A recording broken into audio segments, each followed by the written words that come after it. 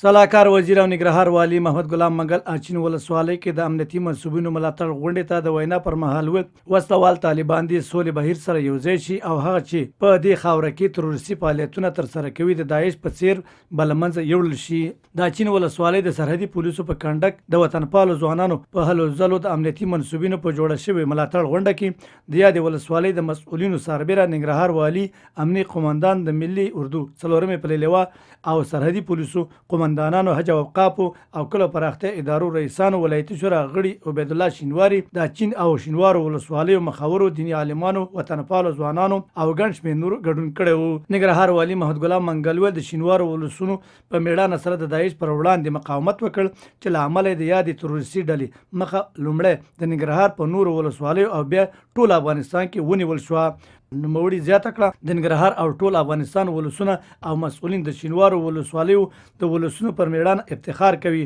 او ډاډ ورکړ چې د حمزه عملیاتو په ترڅ کې به د داعش لمن په بشپړ ډول د یادو ولسوالیو څخه ټوله کړي.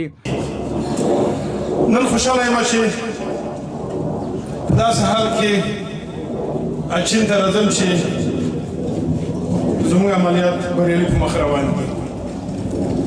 په داسې حالاتو کې اچین ته راځم چې د دښمن ملا ماته شوې ده او په تېښته دی او ستاسو اتل او غازي باشیان، ستاسې ورونه د وطن اتل ساتونکي، د ملي اردو او د ملي پولیسو او د ملي امنیت خیرامنان کماندویان د دوی په شا پسې دي او دوی پسې اخیستي دي. زما پیشنهاد همدا و چې دا به د پخوانیو عملیاتو په شان نه وي چې تر اسدخیلو پورې ورسېږي او بېرته بیا راوګرځي. د ښاغلي منګل په وینا د عملیاتو د بشپړېدو وروسته به د ټولو پاکو شوو سیمو خوندي امنیت وساتي او ټولې هغه وسلوالې ډلې به له منځه یوسي چې په دې ولایت کې په ځانګړي ډول په اچین ولسوالۍ کې تروریستي فعالیتونو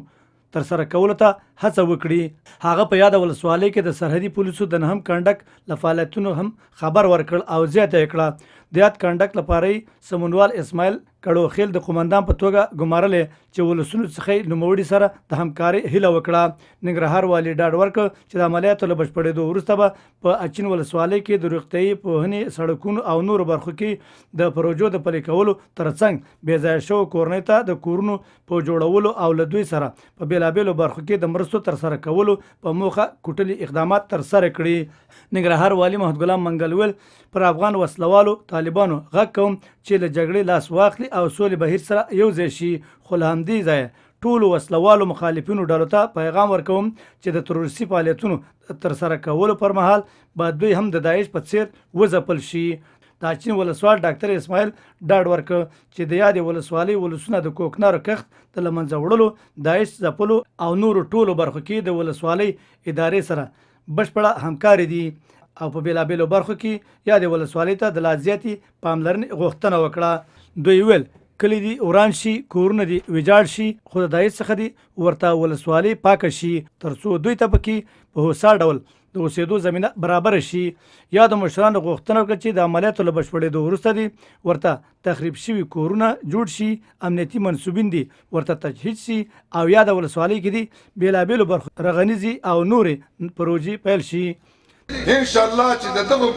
ځوانانو، دغه اردو، دغه کمانډو دغه زر به د افغانستان د خاورې نه دوی خدای ورک کړه او یو نری تکبیر غاږ به پسې کړو او بیرغونه به پسې اخلو او دوی به د خپلې خاورې نه شړو. موږ تا نه دوړه نه غواړو، بالکل چې موږ ته دوړه والي صاحب ونه لګي، خو موږ له قلم او کتابچه راکړه او خپل مکتب دغسې یو سوری راله جوړ. د ځوانانو په استازۍ ثاقب رڼاګل شینواري، هجرت الله ګردیوال او نیکمل شینواري د خپلو خبرو پر مهال ځوانانو ته د کاري زمینې برابرولو، بې ځایه شوو کورنیو سره د ستنېدو پر مهال په شفافه ډول د مرستو ترسره کولو، پوهنې او یو شمېر نورو برخو کې د ځانګړو اقداماتو غوښتنه وکړه. دوی همداراز د پیل شوو عملیاتو پر دوام او بریالیتوب ټینګار وکړ. په همدې حال کې د حج او اوقافو رئیس مولوي عبدالظاهر حقاني بیا د شینوارو ولسونو څخه د قومي تړو له مخې خپل منځي اختلافات له منځه یوسي او په یو غږ د خپلو قومونو ستونزې تر مسؤلو چارواکو د حل په موخه ورسوي. ننګرهار امني قومندان لوی پاسوال عبدالرحمن رحیمي د وینا پر مهال ویل ولسمشر د ننګرهار ولسونو سره هغه ژمنه عملي کړه چې ویلي و اچین به د داعش په قبرستان بدل کړي. هغه ډاډ ورکړ چې د ولایت مقام په مشرۍ ټول امنیتي ارګانونه همغږي لري او د همدې همغږۍ او همکارۍ په ترڅ کې به هیڅکله هم بیا وسلوال مخالفین اچین ولسوالۍ ته سر ښکاره کولو توان ونه لري. امنیه قومندان ژمنه وکړه چې د عملیاتو د بشپړېدو وروسته به په مهمو پاکو شوو سیمو کې سیمه ییز پولیس په دندو وګماري. د 4مې پلې لواء قومندان بریج جنرال محمد نسیم سنگین ډاډ ورکړ چې د حمزه په نوم د عملیات به په بریالیتوب سره پای ته رسوي او د عملیات پر مهال د اچین ولسوالۍ د مخاورو او ولسونو له همکارۍ مننه وکړه. په ختیځ کې د سرحدي پولیسو قومندان محمد ایوب حسین قیل وویل د نهم کنډک په فعالېدو سره به د اچین ولسوالۍ د ګڼ شمېر سیمو د امنیت ساتلو دنده ترسره کړي. هغه د ولسونو څخه مننه وکړه چې د سرتیرو سره یو ځای د قربانیو په ورکولو سره د داعش په له منځه وړلو کې د امنیتي منصوبینو سره همکاري وکړه. د دې غونډې په ترڅ کې د ننګرهار د تیاتر برخې تکړه تمثیل کوونکو له لوري د روښانه افغانستان په موخه ځانګړي تمثیلي پارچه هم ګډونوالو ته وړاندې شوه چې د ملي احساس په راپارولو سره د مسؤلینو او مخاورو له سترګو اوښکې وڅڅولې.